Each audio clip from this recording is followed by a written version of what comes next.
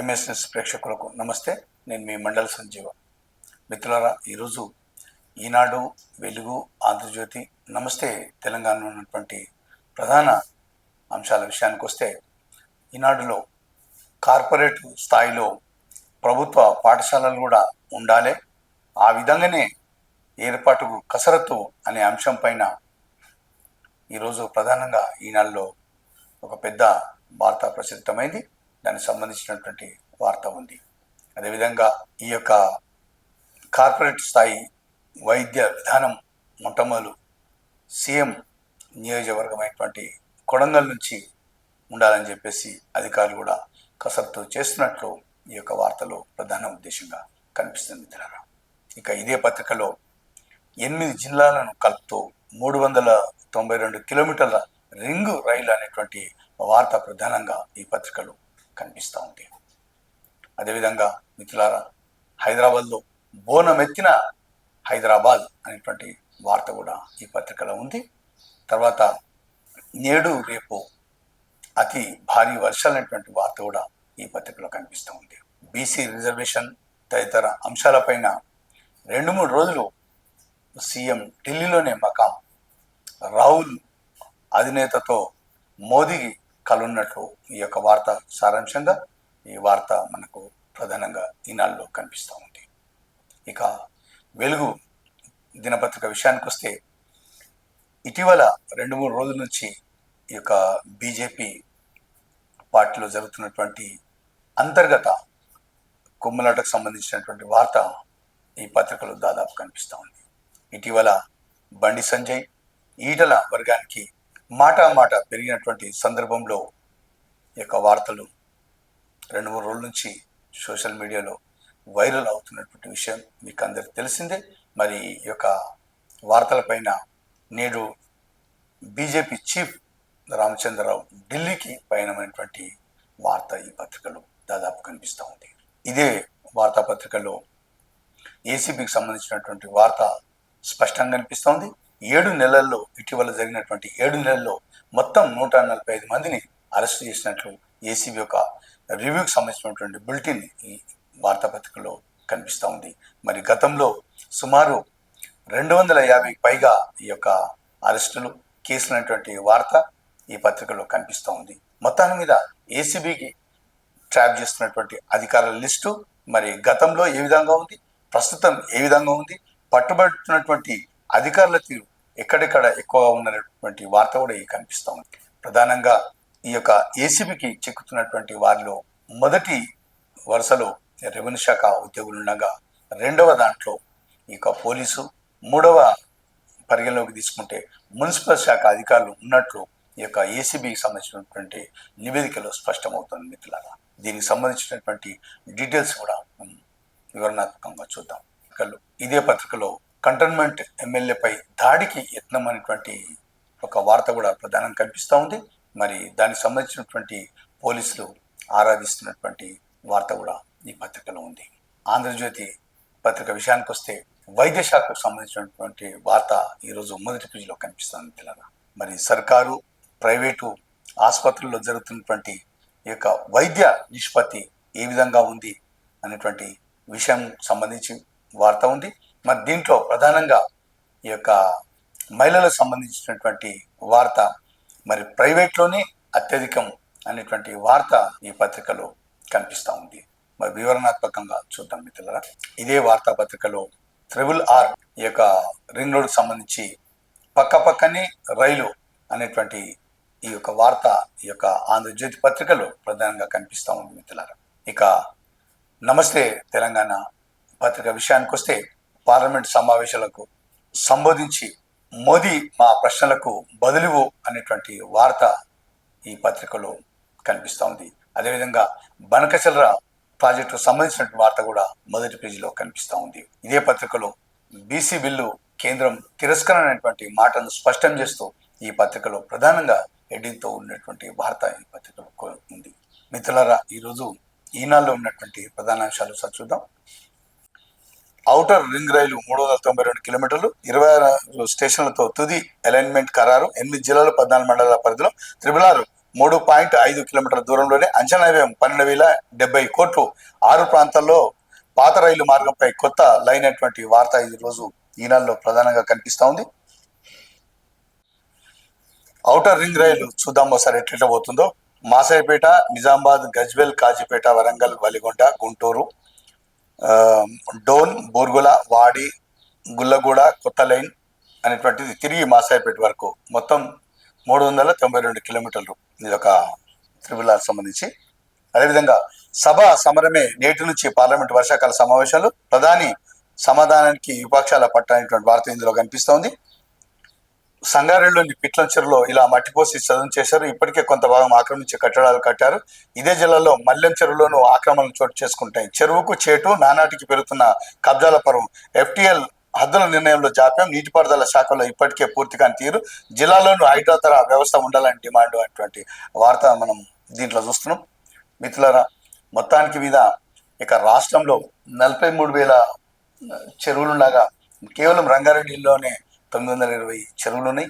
మరి దాదాపు గత 10 ఏళ్లలో సుమారు ఒక 500 చెరువులు అయితే సగానికి పైగా ఈ యొక్క ఆక్రమణలకు గురైన ఈ యొక్క నివాసాలు ఉండే స్థలంలో అయితే 1 కిలోమీటర్ మేర ఆ చదును చేసుకుంటూ మెల్లగా రాత్రిపూట పొద్దుంటి ఈ యొక్క మట్టి పోసుకుంటా చదును చేసుకుంటా అప్పటికప్పుడు మొట్టమొదలు వీళ్ళు ఏం చేస్తారంటే కబ్జాలల్లో మొట్టమొదలు ఏం చేస్తారు, ఒక రేకుల షెడ్ వేస్తారు. ఆ తర్వాత మెల్లగా మట్టి పోస్తుంటారు. ఆ తర్వాత మెల్లగా కాంపౌండ్ వాళ్ళు పెడుతుంటారు. ఆ తర్వాత మెల్లగా ఈ యొక్క పిల్లలు, ఆ తర్వాత స్లాబ్లు. ఈ విధంగా అధికారులకు ఏమాత్రం అనుమానం రాకుండా, మరి ఈ యొక్క పరిసర ప్రాంతాల వారికి అనుమానం రాకుండా ఇదే పని ఈ కబ్జాల చేపట్టేటువంటి యొక్క మనుషుల యొక్క తీరుతను చూస్తే మెల్లగా ఒక చాప కింద నీరులాగా ఈ యొక్క చెరువు చుట్టుముట్టున్నటువంటి ప్రాంతాల్లో మరి అధికారులు కూడా ప్రజల నుంచి వస్తున్నటువంటి డిమాండ్ ఏంటంటే మిత్రులారా, హైదరాబాద్లో హైడ్రా కాకుండా గ్రామాల వారిగా రాష్ట్రం మొత్తం యొక్క హైడ్రా ఉండాలి, హైడ్రా ప్రధాన కార్యాలయాలు ఉండాలి, హైడ్రా సంబంధించినటువంటి ఒక బోర్డు ఉండాలి. ఆ చెరువుకు సంబంధించి ఎఫ్టీఎల్ ఎంత ఉంది, మరి బఫర్ జోన్ ఎంత ఉంది, చెరువు పారేటువంటి ఆయకట్టు సాగు ప్రాంతం ఎంత ఉంది, ఎన్ని ఎకరాలకు సంబంధించినటువంటి ఈ యొక్క గ్రామం పరిధి ఉంది అనేటువంటి ఒక మ్యాప్ కూడా ఆ చెరువులలో ప్లస్ ప్రధాన కూడళ్ల వద్ద ఈ యొక్క చిత్రీకరణ అంటే గవర్నమెంట్ ఈ యొక్క మ్యాపులు ఉండాలి అనేటువంటి విషయం కూడా ఈ ప్రజల నుంచి వస్తున్నటువంటి ఈ యొక్క ఆలోచన మిత్రులారా. మరి రాబో కాలంలో ఈ యొక్క ప్రజల ఆలోచనలు, రైతుల ఆలోచనలు సఫలీకృతం అవుతాయని చెప్పేసి ఆశిస్తూ మేము ముందు చెప్పేటువంటి ప్రయత్నం చేస్తాం మిత్రులారా. బిగ్ బాస్ జగనే ఏపీ మద్యం కుంభకోణంలో అంతిమ లబ్ధిదారు ఆయనే. వైకాపా ముఠాను తెర వెనుక నడిపిన నాటి సీఎం ప్రతి నెల 50 నుంచి 60 కోట్ల ముడుపులు, 5 ఏళ్లలో మొత్తం 3,500 కోట్ల పైనే. కోర్టు రిమాండ్ విధించడంతో మిథున్ రెడ్డిని జైలుకు తరలిస్తున్న పోలీసులు. కోట్ల కుంభకోణం పెద్ద పెద్దలు ఎవరిని కదిలించినా కూడా 3,000, 4,000 కోట్లు. మరి గవర్నమెంట్ ఎట్లా ముందర పడతాయి సంగతి. సర్కారు బడులకు కార్పొరేట్ హంగులు, సిఎస్ఆర్ నిధుల వినియోగంపై విద్యాశాఖ దృష్టి. పైలట్ ప్రాజెక్టుగా కొడంగల్ నియోజకవర్గం ప్రధానంగా డిజిటల్ తరగతులు, సైన్స్ ల్యాబ్ల అభివృద్ధి, ప్రజాప్రతినిధులు చొరవ తీసుకుంటే ఇప్పటికే వసతులు అంతే అనేటువంటి వార్త ఈ యొక్క దీంట్లో ఉంది. ఇదొక మంచి యొక్క తరుణం అని చెప్పుకోవచ్చు మిత్రులారా. ఎందుకంటే ప్రైవేటు పాఠశాలలు ఎక్కడనో ఆ పైన రంగులు వేసుకుంటా ఏదో ఒక స్టూడెంట్ ఒక వేలల్లో ఒక లక్షలలో ఒక స్టూడెంట్ ప్రథమ స్థానంలో వస్తే మా కళాశాలలోనే వచ్చిండు. గతంలో ఈ విద్యార్థి మా కాలేజీలోనే చదివిండు, ఇగో ఈ యొక్క ప్రథమ ర్యాంక్ వచ్చింది మా స్కూల్లో చదివిండు అనేటువంటి అనేకమైనటువంటి ఇక ఆధారాలు ఉండే వాళ్ళకి ఒక గుర్తింపు ఉండదు, నిజంగా ఉండరు వాళ్ళు. ఈ కేవలం ఈ యొక్క ప్రైవేటు స్కూల్లో యాజమాన్యులు ఏం చేస్తారంటే ₹1,00,000 కొంత బడ్జెట్ తీసి, ₹1,00,000 10,000 చొప్పున బడ్జెట్ తీసి కొన్ని ₹1,00,000 కేటాయించి కేవలం ఇక సినిమా హీరోలను పెట్టి, హీరోయిన్లను పెట్టి, సెలబ్రిటీలను పెట్టి అనేక మంది వాళ్ళతోని బొమ్మలు పెట్టుకుంటా ఈ యొక్క ప్రచారం ఊకదంపుడు ప్రచారం చేస్తారు. ప్రభుత్వ పాఠశాలలో మాత్రం విశాలమైనటువంటి గదులు ఉంటాయి, విశాలమైనటువంటి ఈ యొక్క సభ, విశాలమైనటువంటి ఈ యొక్క ఏరియా. సుమారు ఏ ప్రభుత్వ పాఠశాల చూసినా ఇలా 5 ఎకరాల స్థలం ఉంటుంది, మంచి చెట్లు, మంచి వాతావరణం ఉంటుంది. కానీ ఒక అదేముందంటే ఇక అడ్వర్టైజ్మెంట్ కూడా ఉండదు. కనీసం ఏదో అప్పటి మట్టు ఎవరు తీసుకుంటారు ఇంట్రెస్ట్, ఎవరికి అధికారులకి ఏం అవసరము, ఉపాధ్యాయులకి ఏం అవసరము, అంత బడ్జెట్ ఎక్కడిది, ఈ యొక్క ప్రకటనలు వేసే దిశ ఎందుకు ఉంటుంది? వాళ్ళకి కేవలం వ్యాపార దృష్టితోనే ఈ యొక్క ప్రైవేటు స్కూళ్ళు పనిచేస్తాయి. మరి ప్రభుత్వ స్కూళ్ళకు మాత్రం ఈ విధమైనటువంటి ఆలోచన చేయడం అంటే ఇది గొప్ప, అదే పిల్లలు చాలా మంది సంతోషపడతారు. వారి ఉన్నత చదువులకు ఒక శ్రీకారం చుట్టినట్టయితే అనేటువంటి వార్త విద్యార్థుల నుంచి, తల్లిదండ్రుల నుంచి వస్తున్నటువంటి మాట మిత్రులారా. యూరియా కోసం ఎదురుచూపులైనటువంటి వార్త ఇందులో ఉంది. నేడు రేపు అతి భారీ వర్షాలు, భక్తులతో కిటకిటలాడుతున్న హైదరాబాద్ పాత బస్తీ లాల్ దర్వాజా సింహవాహిని మహంకాళి అమ్మవారి ఆలయ పరిసరాలు. నిన్న మొత్తం హైదరాబాద్ లో ఈ యొక్క బోనాల ఉత్సవం జరిగింది. చాలా ప్రాంతాల్లో, ఓల్డ్ సిటీ తదితర ప్రాంతాల్లో. ఇది లాల్ దర్వాజా సంబంధించినటువంటి ఫోటో మిత్రులారా. నుంచి ఇంటర్ స్థానికంగా చదివితేనే లోకల్ అనేటువంటి వార్త ఇందులో ఉంది మిత్రులారా. సర్కారు బడులకు కార్పొరేట్ అంగులు అనేటువంటి వార్త. రాష్ట్రంలోని ప్రభుత్వ ప్రైవేటు పాఠశాలలో సదుపాయాలు ఇలా: గ్రంథాలయాలు 89, ఇక్కడ రాష్ట్రం 92, కంప్యూటర్లు 52, 77, ఇంటర్నెట్ 53, 39, సైన్స్ ల్యాబ్లు 55, 44, ఆటల టింకరింగ్ ల్యాబ్లు 10, 35, డిజిటల్ బోర్డులు 24, 26, డిజిటల్ లైబ్రరీలు 7, 3 అనేటువంటిది ఉంది. నగరంలోకి వస్తే పాత నగరంలో గల్లీ గల్లీకి ఆలయాలు నిర్మిస్తాం, బండి సంజయ్ అంటున్నటువంటి మాట.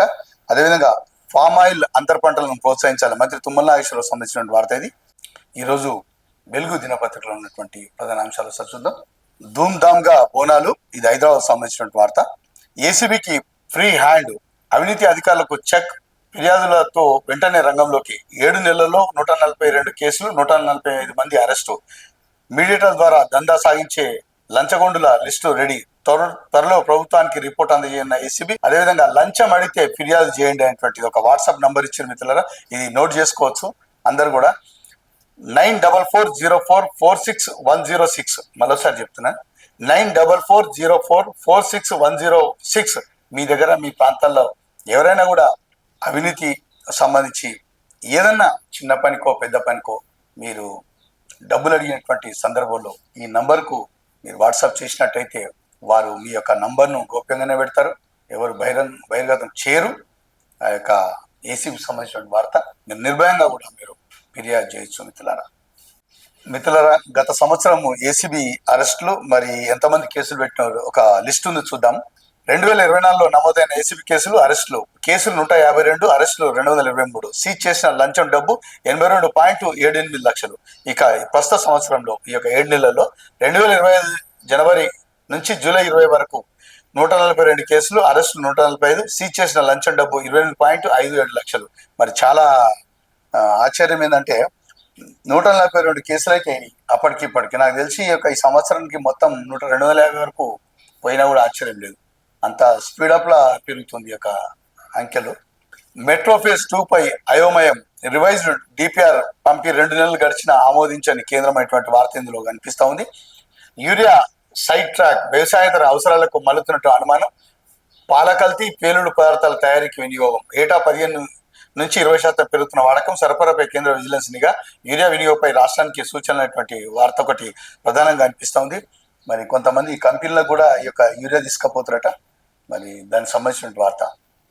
ఇక కంటోన్మెంట్ ఎమ్మెల్యే శ్రీ గణేష్ పై దాడికి యత్నం. బోనాల ఉత్సవాలకు వెళ్తుండగా అడ్డగించిన 30 మంది. గన్మెన్ల వద్ద గన్ లాక్కొనేందుకు ప్రయత్నం. కారు అద్దాలు దింపాలని గొడవ. గన్మెన్ల అప్రమత్తతో తప్పిన ప్రమాదం.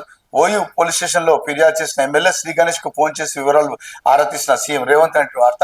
మరి హైదరాబాద్ లోనే ఈ విధంగా ఒక ఎమ్మెల్యే పైనే దాడి చేస్తామంటే ఇక మామూలు పరిస్థితి ఏంది మిత్రులారా? ఈ యొక్క శాంతి భద్రతల విషయంలో మరి 1కి 2 సార్లు రాష్ట్ర ప్రభుత్వం ఆలోచన చేయాల్సి ఉంది. ఈ యొక్క పోకిరిగాలు కానీ ఈ యొక్క దాడి చేసేటువంటి వ్యక్తులపైన కఠినంగా శిక్షించాలని చెప్పేసి పలువురు నుంచి వస్తున్నటువంటి యొక్క విజ్ఞప్తి. పార్లమెంటు సమావేశాలకు సహకరించండి, వైస్ ప్రెసిడెంట్ జగదీప్ ధన్కడ్ పిలుపునటువంటి వార్త ఇందులో కనిపిస్తుంది. బనకచంద్రపై బీజేపీ డబుల్ గేమ్, విజయశాంతి అంటున్నటువంటి మాట ఈ పత్రికలో దాదాపు కనిపిస్తుంది. సింగర్ రాహుల్ సిప్లిగంజ్ కు కోర్టు నజరానా. బోనాల పండుగ సందర్భంగా ప్రకటించిన రాష్ట్ర సర్కార్ అనేటువంటి వార్త ఇందులో చూడొచ్చు. నేపాల్లో వరద బీభత్సం, విరిగిపడుతున్న కొండచెరువులు, 17 జాతీయ రహదారులు క్లోజ్. ఉప్పొంగి ప్రవహిస్తున్న నదులు, డేంజర్ మార్క్ దాటిన కోషి రివర్. సురక్షిత ప్రాంతాలకు, లోతట్టు ప్రాంతాల్లో జనాలు. నేపాల్ పరిసర ప్రాంతాల్లో మొత్తం బిల్డింగే పోతుంది. ఈ యొక్క నేపాల్లో వరద బీభత్సం, కొండ చర్యలు విరిగిపడుతున్న వార్త. కైలాస్ పర్వత్, మానస్ సరోవర్ కానీ, ఈ యొక్క చార్ధామ్ కానీ, ఈ యొక్క యాత్రలు వెళ్ళేవారు ప్రధానంగా ఈ నేపాల్, ఈ కాఠ్మండు నుంచే వెళ్ళవలసి ఉంటుంది. మరి యాత్రికులు కూడా గమనిస్తారని ఆశిస్తున్నాను మిత్రులారా. బీజేపీలో కొత్త పంచాది, బండి సంజయ్ వర్సెస్ ఈటల రాజేందర్, ఇద్దరి మధ్య పేలుతున్న మాటల తూటాలు, స్థానిక ఎన్నికల వేళ కేడర్లో కలవరం, స్పందించని ఇతర పెద్ద నేతలు, పరిణామాలపై ఆరా తీస్తున్న పార్టీ హైకమాండ్, నేడు ఢిల్లీకి రామచంద్రరావు అనేటువంటి వార్త ఇందులో కనిపిస్తుంది. ఇది బీజేపీ సంబంధించినటువంటి వార్త. ఇది హైకమాండ్ ఆదేశిస్తే ఎమ్మెల్యే పదవికి రాజీనామా, ధర్మద్రోహ పార్టీలో చేరబోను రాజాసింగ్ అంటున్నటువంటి వార్త. ఇది ఈరోజు ఆంధ్రజ్యోతి పత్రికలో ఉన్నటువంటి ప్రధాన అంశాలు సార్ చూద్దాం. త్రిబుల్ ఆర్ పక్కనే రైలు అనేటువంటి వార్త ఇందులో చూస్తున్నాం మిత్రులారా. ఇప్పటి వరకు రింగ్ రోడ్ కు 4.5 కిలోమీటర్ల దూరంలోనే రైల్వే మార్గం నిర్మాణానికి సర్వే, రెండు పక్క నిర్మిస్తే మేలని నిర్ణయానికి వచ్చిన కేంద్ర రాష్ట్ర ప్రభుత్వాలు అనేటువంటిది. అంటే రోడ్డు మార్గము రైలు మార్గం రెండు పక్కపక్కే ఉంటే అందరికి కూడా ఈ వీలుంటది రాకపోకలకు అని చెప్పేసి. ఇక రాహుల్ తోనే కలిసి ప్రధాని వద్దకు బీసీ రిజర్వేషన్ పెంపునకు సహకరించాలని మోదీ కోరనున్న సీఎం రేవంత్, మోదీ అపాయింట్మెంట్ కోసం యత్నం, బీసీ బిల్లు అంశంపై పార్లమెంట్ లో చర్చ కోసం పట్టుబడాలని నిర్ణయం, రిజర్వేషన్ల పెంపై ఇండియా కూటమి ఎంపీలకు పవర్ పాయింట్ ప్రజెంటేషన్, ఇందుకోసం 2-3 రోజులు ఢిల్లీలోనే సీఎం అకామైనటువంటి వార్త ఇందులో కనిపిస్తుంది. ఇక కడుపు కోతల్లో టాప్, రాష్ట్రంలో 58 సిజేరియన్ ప్రసవాలే, దేశంలో తెలంగాణ మొదటి స్థానం, ప్రైవేట్లో 73% ఉంది ప్రైవేట్లో, మరి సర్కార్లో మాత్రం 48% ఉంది. రాష్ట్రంలో ప్రతి గంటకు 27 సిజేరియన్లు, 27 జిల్లాల్లో ప్రైవేట్ ఆసుపత్రులు 8.90% శస్త్రచికిత్స కాన్పులే, 8 జిల్లాల్లో సర్కారీ ఆసుపత్రుల్లో 70 పైగా. వైద్య శాఖ తాజా నివేదికలో వెల్లడైనటువంటి వార్త ఇందులో చూస్తున్నాం. అంటే ప్రైవేట్ యొక్క హాస్పిటల్లనే ఎక్కువ ఈ సిజరీన్ హాస్పిటల్ జరుగుతున్నాయి. ఇక్కడ క్లియర్గా ఉంది, ప్రైవేట్లో 73%, సర్కార్లో మాత్రం 48%. ఈ యొక్క నిష్పత్తి చూస్తుంటే ఆశ్చర్యం వేస్తుంది మిత్రులారా.